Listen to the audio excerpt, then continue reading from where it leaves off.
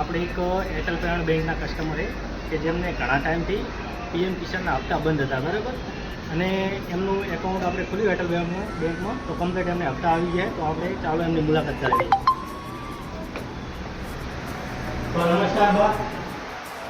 હાજી નમસ્તે. તો માજી તમારું નામ શું? ભૂરીબેન. આખું નામ? ભૂરીબેન વિરમભાઈ. અને ગામ કઈ? નહીં ગામડા. બરાબર. તો માજી તમારે હપ્તા ક્યાંથી બંધ હતા? 4 વારથી બંધ હતા, બરાબર. પછી તમે અમારી જોડે ખાતું ખોલાવ્યું. કઈ બેંકનું ખોલાવ્યું?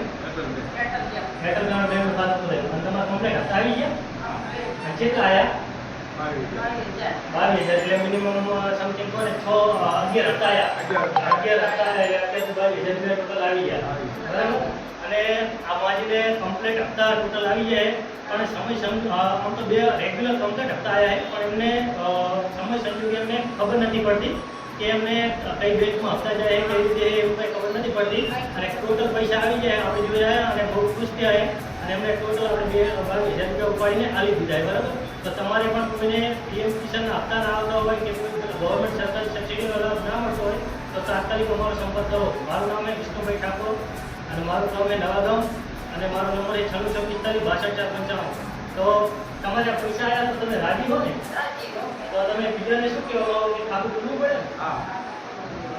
થેન્ક યુ માં, તમે તમારો કિંમતી સમય લો. થેન્ક યુ બા.